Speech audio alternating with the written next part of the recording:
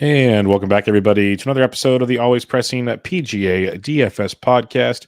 We're here to preview the 2024 Scottish Open as most of the PGA Tour heads overseas, across the pond, as they say, to get ready for the Open Championship next week. So we'll briefly preview that for you. There's also the artist formerly known as the Barbasol taken back in the States. If you have questions on that, you can probably message us. There's not a lot of pricing and whatnot ready for us at the time of recording to make that work. But before we get to that, I'm on Twitter at BDintric, the podcast at Always Press DFS, and my co-host, as always, on Twitter at DFS Golf Gods. Jesse, how are we doing, my friend? I'm well. How are you? Doing well. Just another beautiful day in the neighborhood, getting ready for some more golf, a little fun John Deere action, a 28 under winner. It's always a good time, right? So how you feeling about the old Deere?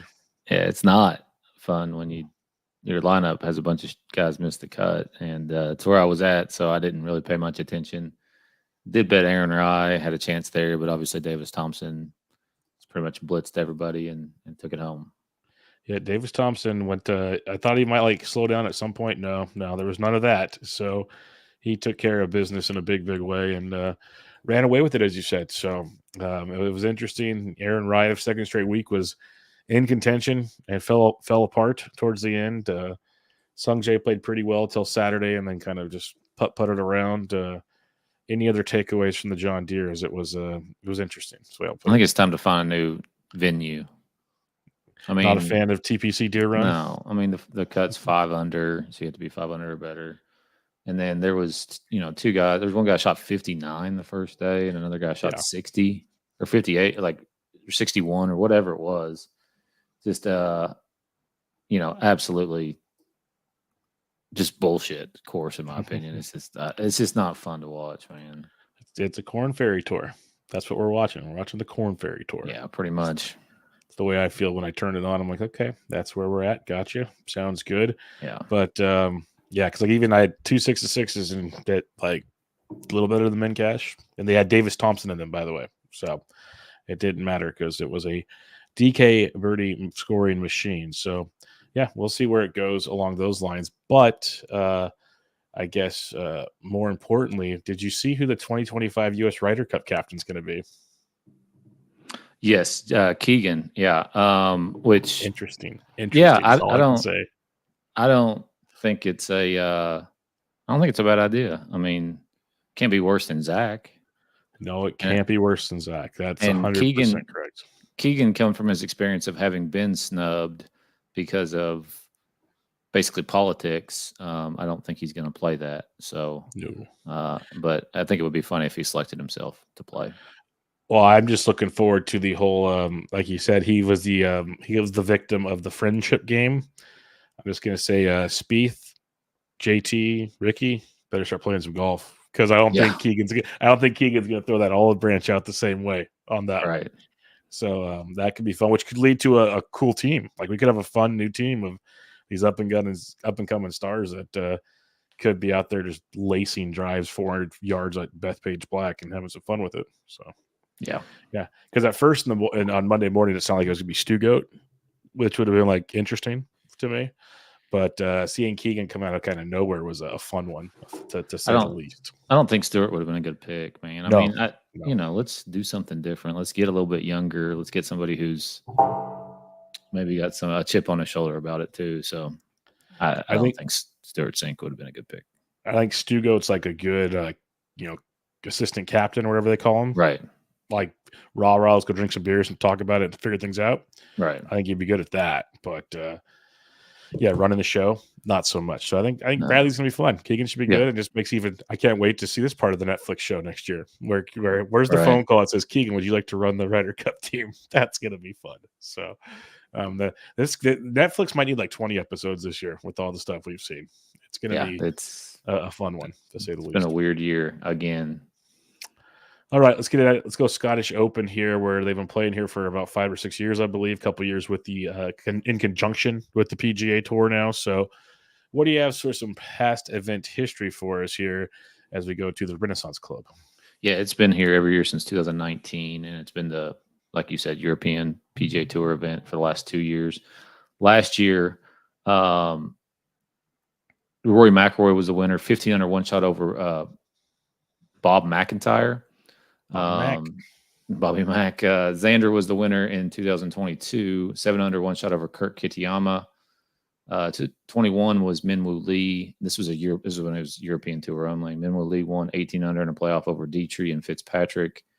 Aaron Rai won in 2020, 11 under in a playoff over Tommy Fleetwood, and Bernd Wiesberger won in 2019, 22 under in a playoff over Benjamin Heber. Well, that's pretty much all that matters. Makes sense. Aaron Rai would do well here. He's got, if it's windy and cold, he's got 2 gloves on at all times. 2 gloves, yeah. So that helps a ton for Aaron Rai, and the irons are always nice and warm. So he's got that kind of form as well. So because as people will tell you a million times on these links golf courses, and links is my favorite form of golf because I'm not a bomber, so I appreciate rollout. It helps me out a ton. So this is they like to play them firm and fast, but the biggest opponent to a links course is the weather. So that's what you got going for you. Greens are always very slow. These are fescue greens, which will be fun. You really only see them in these kind of conditions. But they're going to be slow greens. It's supposed to rain Tuesday and Wednesday and a little bit of Thursday morning, but then clear up, and we should be in the clear from the rain for the rest of the weekend. And it looks like the winds won't be too bad. Now, they said that last year, and Sunday got wild, but Rory won in great conditions in a scoring fest, because that's what these links courses, like people complain about Pebble, same thing. If the links courses aren't windy, like the old course at St. Andrews, you can torch that place if it's not windy. Now, if it's windy, that's what the year is super windy when Xander won at 7 under. So those are the kind of 2 caveats you have here. Driving distance goes a long way on links courses because you'll have pothole bunkers here and there. But this course actually doesn't have a ton compared to most of these fancier links courses. We got fescue rough. It's kind of a ways off, so you kind of really have to go crazy with it. Like, they'll find it, but you really got to get yourself in trouble to have some tough times here. But really good course. You got to be really creative around the greens because it's a Doak design, which has some nice green complexes. But it turns into, if the weather's fine, it's like a driving contest with a good short game, and you're going to just crush people at this golf course. It's a par 70, about 70, a little over 7,200 yards. But for a par 70, it's got 3 par 5s, which is different, all gettable into for most golfers. 3 par 3s, so instead of 4 par 3s, 3 par 3s. Most of 6 of the par 4s are 450 to 500, but there's a drivable par 4. So this is why I love links courses, because it takes all golfers kind of get in the same bubble at some point, and it makes it very interesting. So I think it's you can factor driving distance in, a short game.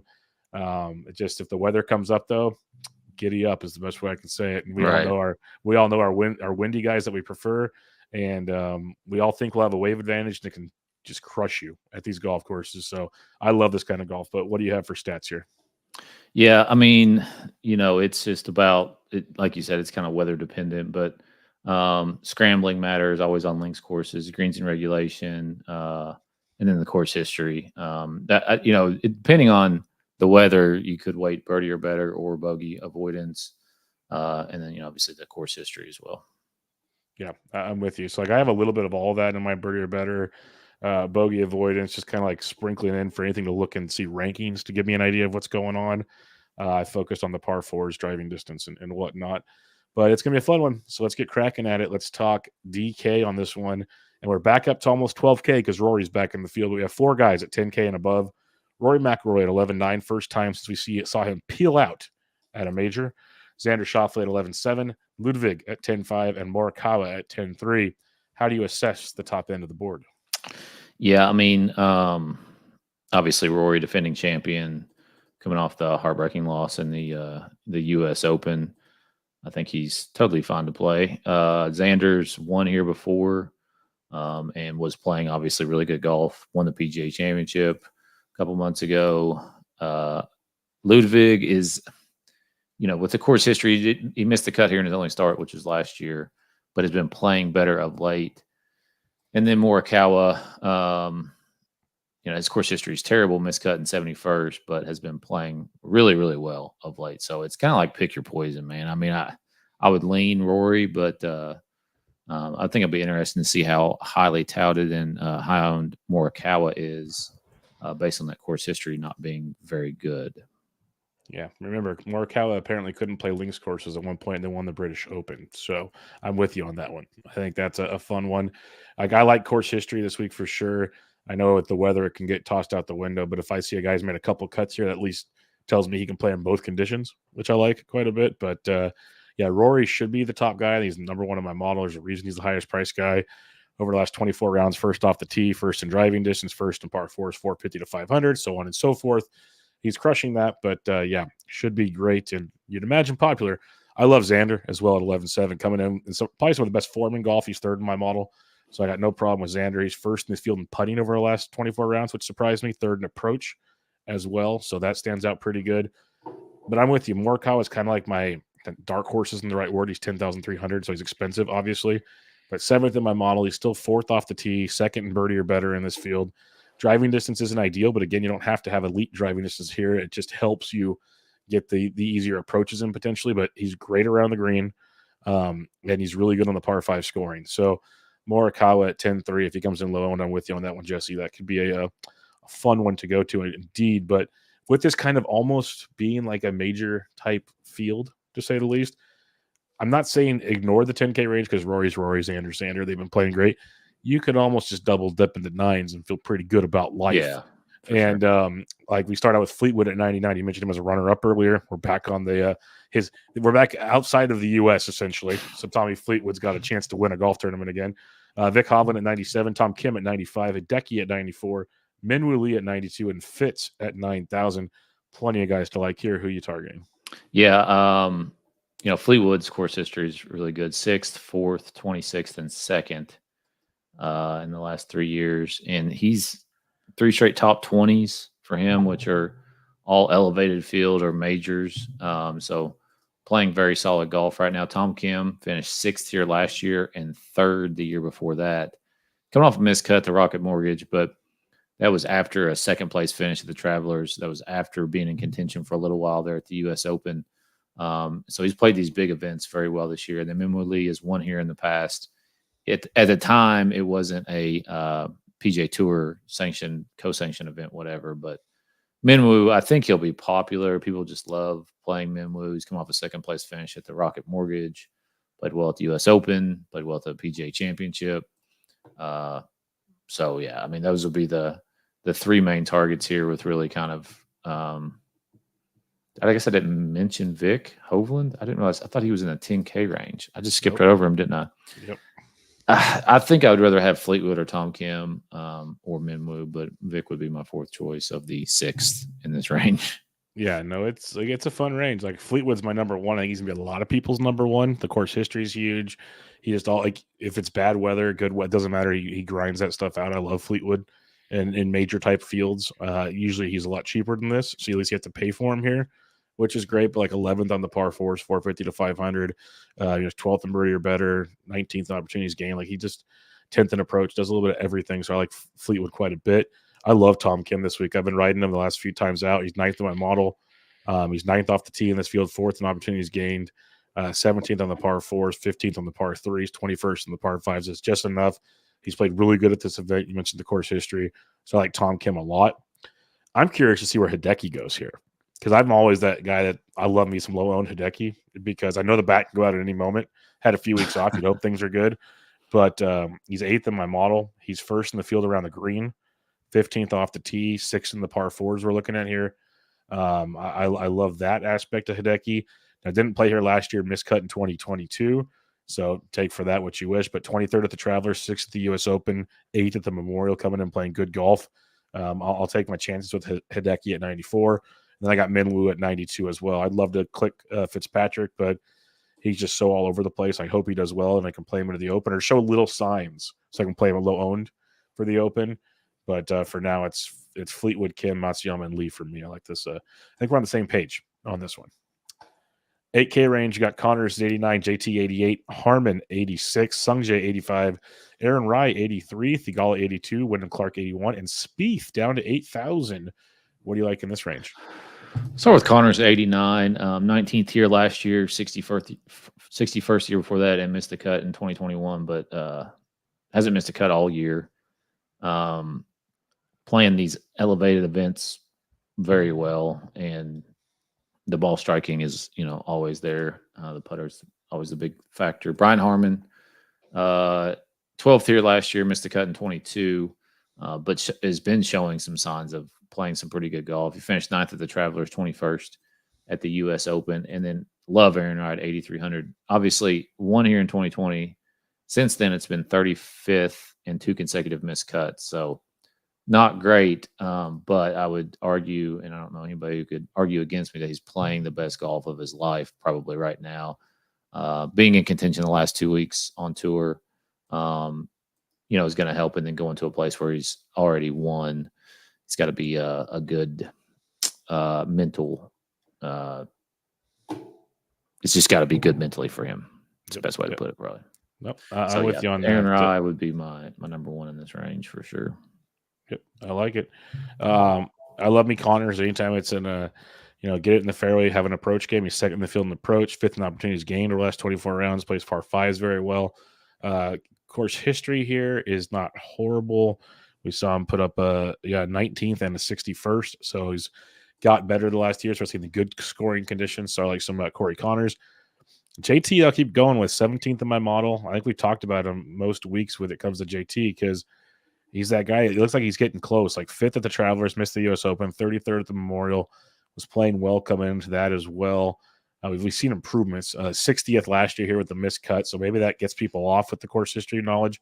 I think JT's interesting. I love Harmon in these conditions. Obviously won a British Open and finished 12th there last year, so he played well at the Travelers, showing some good form heading into this major. I like the Aaron Rodgers call. He's 13th in my model, playing amazing golf, as you mentioned.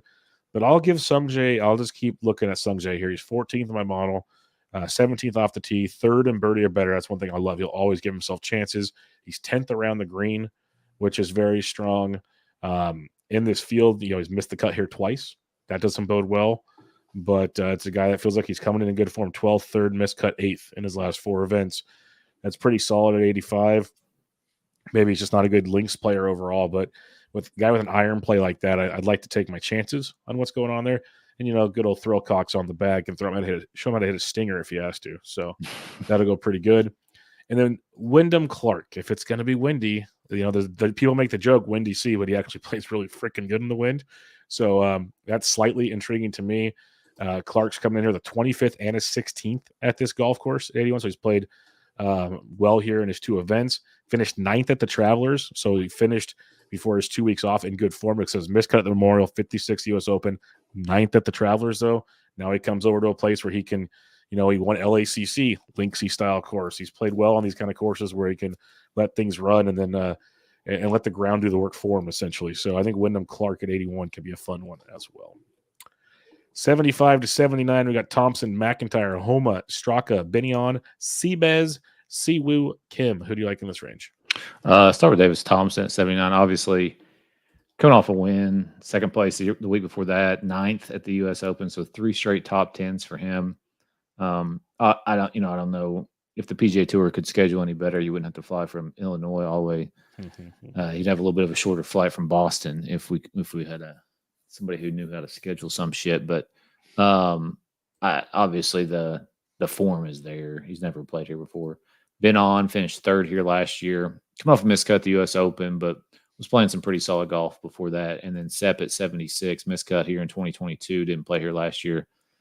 He was playing really solid golf a couple months ago. And, it's just the pricing at 7,600. I think it's definitely worth taking a chance on Sepp in this field. Yeah, Davis Thompson, 4th in my model, obviously playing good, like you said, coming off the dub, 1st in birdie or better, 1st on the par 5s in this field, 2nd around the green. Easy golf courses he did that at in Detroit and then in Iowa, but still good form there, so I don't mind it. Benion at 76, 20th in my model, 2nd in this field, surprisingly, to me at least surprisingly, in driving distance, which was awesome. Not surprising, not great putter, but we know that with Benion, so that's fine. 3rd here last year, so he's got a little bit of course history. I believe he played well here when it was Euro Tour only as well, if I remember correctly. And then he's coming in, withdraw at the Travelers, miscut at the U.S. Open, but 22nd at the Memorial. So he's playing good prior to that. So Benion would be one for me also. Seabez at 76. He's, 4th at the Memorial, 32nd, 23rd. So good finishes. And at this tournament, miscut 16th the last 2 years. Don't mind some Seabez. And Siwoo, I just keep playing. 15th, 32nd, 31st, his last 3 tournaments, Memorial, U.S. Open, Travelers. So he's hitting the ball well. Just always has that one bad round to take him out of it. Didn't play here last year, missed cut in 2022. So if you want to, stick to course history, I wouldn't play Siwoo. With the form's not bad, 32nd in my model.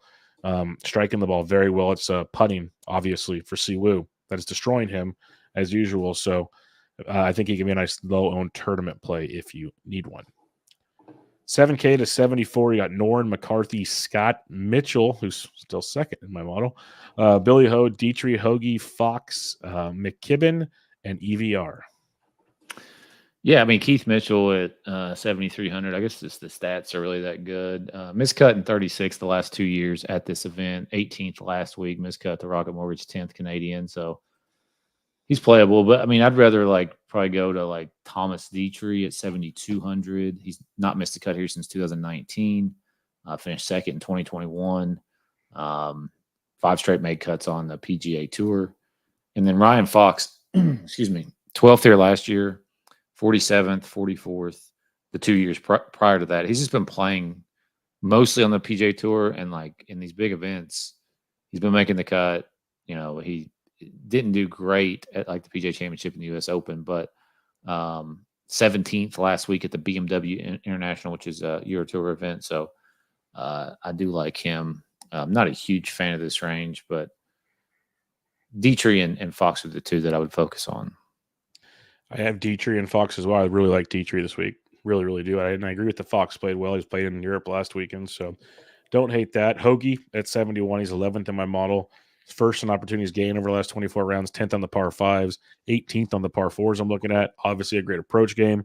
Was our locked-in top 20 guy for a long time. Finished 19th here last year after a miscut the year before. Is coming in, off of a T3 at the Travelers, miscut at the Open, 45th at Memorial. So don't mind some Hoagie. And I just want to mention on Killer Keith because he's second in my model, so I'll be interested in him yet again. He finished pretty well last week, but it's been a rough week before that for Killer Keith. But one thing, excuse me, I'll mention with Mitchell, he's 65th here last year in a miscut. I know we say it, it's the putting. Minus 1.3 strokes last week, 3.6 the week before.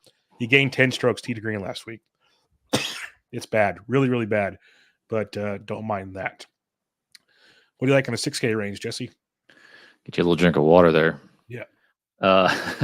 6,800, Nikolai Højgaard, 6th here last year, missed a cut the year before. 3 straight made cuts on tour, including the Rocket Mortgage, the U.S. Open, Canadian Open.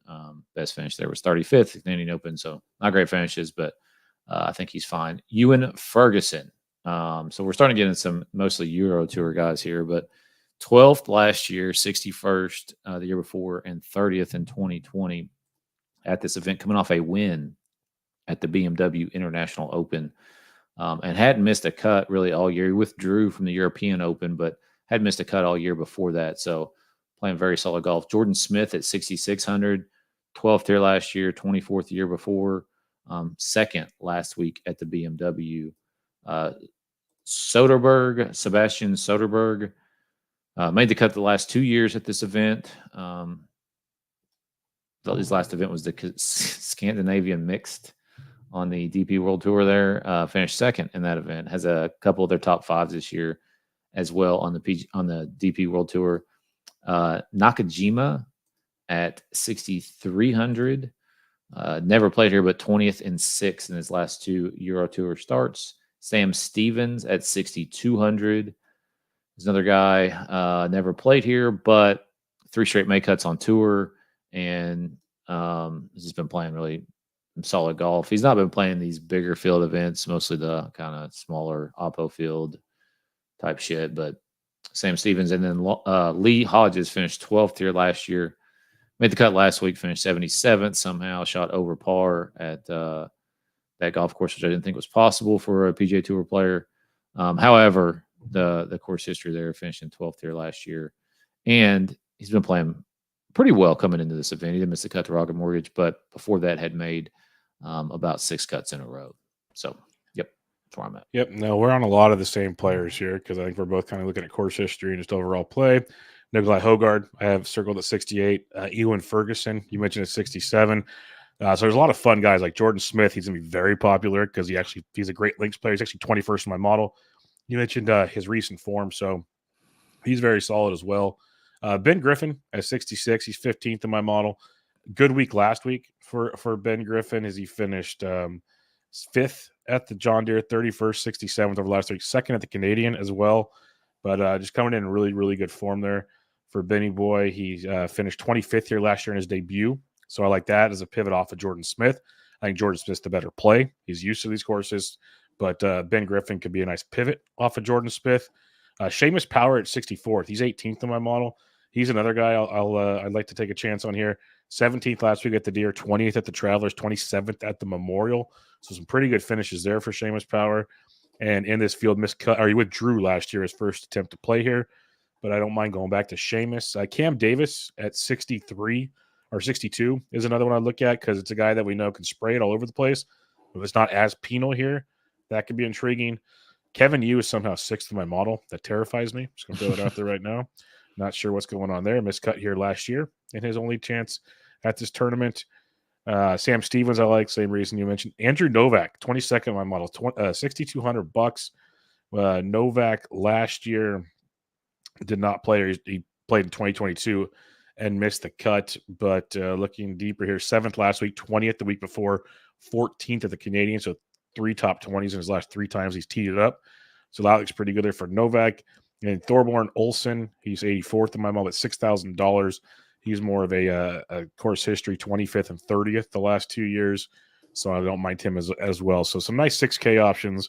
Not sure they can win you the whole darn thing, but could maybe get you a top 20, which would be pretty sweet from down here. 5K, anybody you're looking at here? I mean, Juice Luton at 5,700. He's made the cut the last 3 years at this event and his last 3 on the DP World Tour. Ben Coles never played here, but made 3 straight cuts on tour. Julian Guerrier, he's not made a cut here. He finished, he missed the cut in 2021 and 2020, but 13th last week. Hasn't finished outside the top 22, 23. Well, he missed the cut in May. Anyways, 4 straight May cuts, 4 straight top 22s, including a 4th place finish. So playing solid golf, and that's all I got. Yeah, for me, it's juiced. I had Sammy Valimaki. He's 51st in my model. You look at Sammy, he finished 76th and 24th here over the last 2 years. And he's coming in some pretty decent form. 12th at the John Deere, missed cut at the Rocket Mortgage, 35th at Canadian. We've seen Valimaki pop once in a while this season. Alexander Bjork is $5,600, 35th and 42nd here the last 2 years. So he'd be another guy I'd take a look at. And that's about, oh no, I had one other guy down here. Maximilian Kiefer. Yes. $5,200. This is pretty much a course history play for me. 42nd and 30th at basically the bare min. I'd be kind of interested in that if you're trying to go stars and scripts. All right, let's recap things. Jesse, 10K and above. Who do you like? I'm going to say Xander. I'll go Morikawa to be a little different, but I'm with you. I think Rory, I kind of want to fade and just cross my fingers. Yeah. 9K range. Tom Kim. Nice pick. That's the one. I'll go Fleetwood. 8K. Aaron Rai. I'll go with Wyndham Clark. 75 to 79. Davis Thompson. Bobby Mack, baby. 7K to 74. Dietrich. I'll go Keith Mitchell. Keith Mitchell. Those sweaters are going to be pretty sweet over there. 6K. Say Ewan Ferguson. There you go. Get creative. You say that again. I'll go Ben Griffin to be a little different. 5K range. Juiced Luton. I'll go Sammy Valimaki. That'll be the one for me. All right. If you're playing cash this week, how you starting things out? I'll say Aaron Rai. It's tough. Aaron Rai, Corey Connors, and probably Min Woo. Yeah, that's fair. It's got to be Rai for sure. I go Rai like a it's kind of tricky in that 7K range. Like I want to say Seabez, but I don't know. I go Bobby Mack. Give me Bobby Mack. Give me Aaron Rai and Corey Connors. That's fine. All right. If you're starting out a tournament lineup, though, where are you starting? I'd go Xander, Ewan Ferguson, and Tom Kim. I will go with Colin Morikawa, Tom Kim, and Wyndham Clark. That sounds fun to me. It sounds like we're building major lineups now. That's good. All right. Who do you got winning this thing? It's a great question. I mean, I think Colin maybe is worth a shot at 14-1. I mean, its odds are terrible down here. Tom Kim at 28 is not bad. I like that. Aaron Wright at 45. I'm definitely betting that. I'll bet that right now. I mean, because I bet it the last 2 weeks, so might as well keep riding going. that train. Longer shots like Dietrich at 70, maybe. I like that.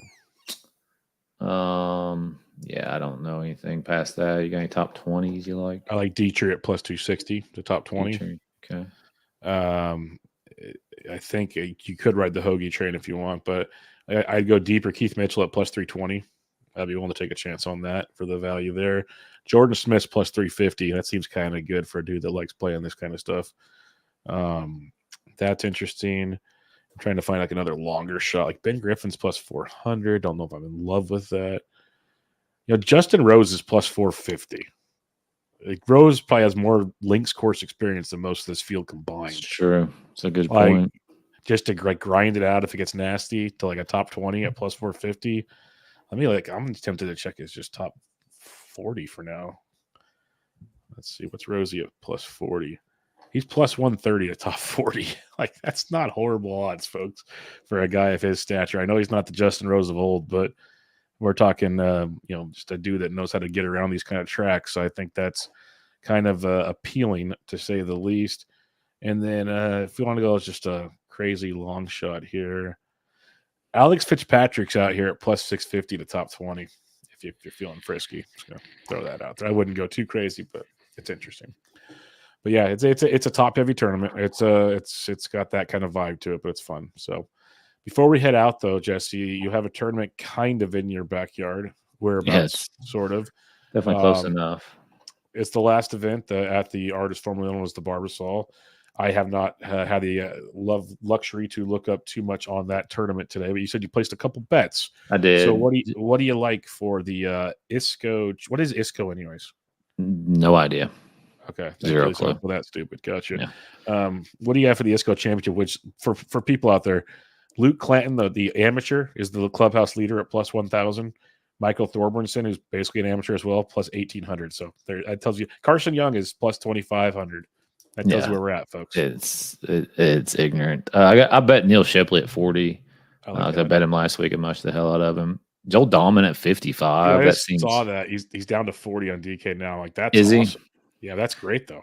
I got him at 55. Probably, I don't know. It was like 15 minutes before we started. Garrick Higo at 65. That's nice. And then Toasty at 40. Just thinking about guys who can go low and go deep. I mean, that's really what it takes to win this tournament every year, because the winner's going to be 20 probably plus under, I would imagine. We've not had a whole heck of a lot of rain, not nearly as much as we have in years past. So I do expect it to be a little bit drier, which is just going to be, I mean, these guys are just going to bomb it straight down the fairway. And I would think they're going to cut the rough. I played, so there's two courses at this for this club, this private club. I played the other one on the day after 4th of July, so July 5th. And the rough was really it was just really weak as far as, because I haven't had the rain for it to really grow. And the courses are separated by literally a mile. So I don't know exactly how they're going to have champions, but in the past, it's been really, really easy. And if it plays hard and fast, I mean, these guys are going to hit drives way down. The fairways are really bouncy, and they're going to it's going to be a wedge fest, like a typical Corn Ferry, John Deere type style event. So you got to have guys who can just go low, and So I pulled up those guys. I pulled up DK real quick, and I'll just give you my 2 cents for anybody that cares of my top pick in each range. In the 10K range, I take Ben Silverman, because everyone's going to want Clanton and Thorberson. And Silverman's been playing good golf. 9K, I honestly think Shipley's there. I think Michael Kim is kind of interesting. But You probably should just, Carson Young's do we talk about going low all the time. So Yeah.